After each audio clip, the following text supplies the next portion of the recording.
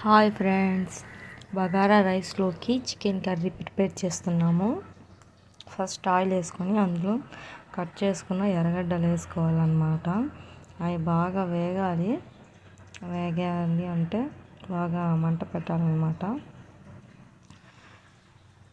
అవి వేగాలంటే సాల్ట్ కూడా వేసుకోవచ్చు, తొందరగా వేగుతాయి.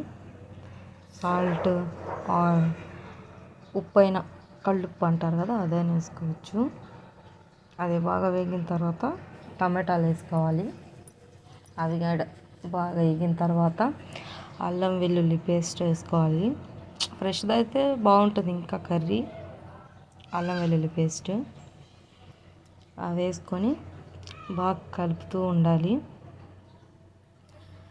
కలుపుతూ బాగా ఫ్రై అవ్వాలన్నమాట, ఆయిల్లో కుక్ అవ్వాలి. మీరు ఎప్పుడైనా ట్రై చేశారా chicken curry bagara rice? Try చేయండి. అంటే మేము కూడా బిర్యానీ చేస్తాము, చేయనని కాదు. లేకుంటే బిర్యానీ చికెన్ కర్రీ బాగుంటుంది అన్నమాట. బాగా ఫ్రై అవ్వాలి, బాగా కుక్ అయితే బాగుంటుంది. టేస్ట్ అయితే సూపర్ వస్తుంది. దాంట్లోనే కొంచెం పసుపు,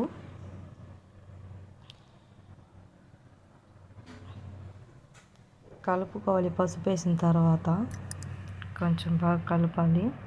అంటే మంట ఎక్కువ పెట్టాము కదా, మాడుతుందని, అంతే. కలుపుతూ ఉండాలి. కొంచెంసేపు మూత పెట్టేసి కుక్ అయితే బాగా కుక్ అవుతుంది అన్నమాట. ఆ తర్వాత ఎండు కొబ్బరి ఉంటుంది కదా, అది కూడా పేస్ట్ వేసుకోవాలి. అది కూడాను అది కానీ వేసుకొని కొంచెం బాగా కలపాలి. బాగా కలుపుతూ ఉండాలి, మాడకుండా. మంట ఎక్కువ పెట్టాం కదా, అందుకోసం. అందులోని చికెన్ వేసుకోవాలి. మేమైతే 4 kg చికెన్, అందుకోసం అంత మసాలా అంత చికెన్ వేసుకోవాలి. దానికి ఎంత అయితే చికెన్ ఎంత ఉంటే మసాలా అంత వేసుకోవాలన్నమాట.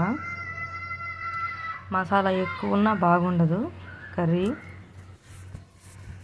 దానికి సరిపోయినంతే వేయాలన్నమాట. చికెన్ వేసేసుకోవాలి. చికెన్ వేసేసుకున్న తర్వాత కొంచెం కలిపి కొంచెం వాటర్ వేసేసుకుంటే మగ్గిపోతుంది, బాగా ఉడుకుతుంది చికెన్.